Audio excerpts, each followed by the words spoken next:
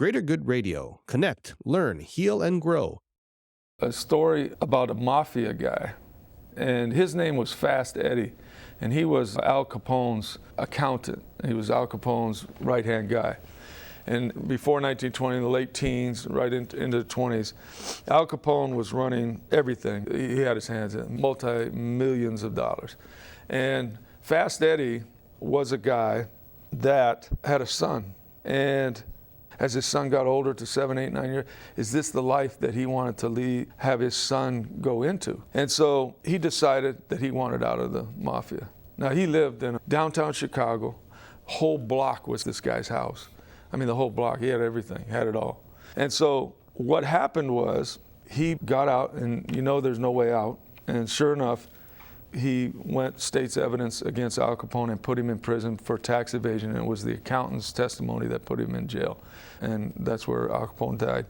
And sure enough, within 2 months after the trial and everything, this Fast Eddie was gunned down in an alley in Chicago. Well, in 1943, we were getting our rear ends kicked in World War II. I mean, we were looking for some way to turn the tide. The momentum was not going our way. And you talk to any military person, there was an event that happened that we decided in 1943 to go actually to attack Japan. And there was aircraft carriers, secret, and we had to go get it done a certain way. And we had to take off from different ways to do it. Well, all the planes took off this aircraft carrier, and the last plane to take off was a guy named Butch O'Hare. And Butch O'Hare took off, and just out of the glance of his eye, he saw a whole Japanese group of airplanes coming toward the aircraft carrier where they just left. Now, very vulnerable when everybody leaves, obviously, the aircraft carrier, and there's still 2,200, 2,500 men probably on the ship.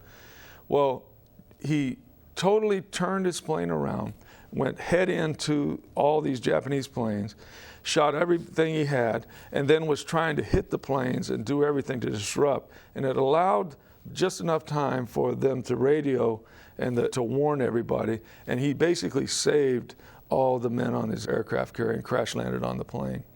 Now, how do these two stories come about? Well, Butch O'Hare was Fast Eddie's son. O'Hare International Airport is named after Butch O'Hare. Now, what I tell my team that story? I tell my team that story for this reason, that you can be going down the wrong road. There's a lot of things that kids are faced with now. You can make bad decisions, you get involved in different things, but you can change. And not only can you change your life, you can change your children's life if you're willing to take that step. And Butch O'Hare was given the medal, obviously the highest awards for that act.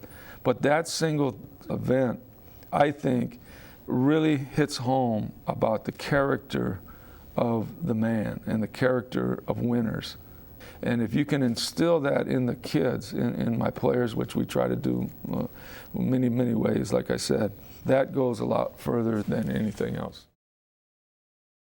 If you resonate with Greater Good Radio, please join our community at www.greatergoodradio.com, where you can get access to exclusive content and offerings.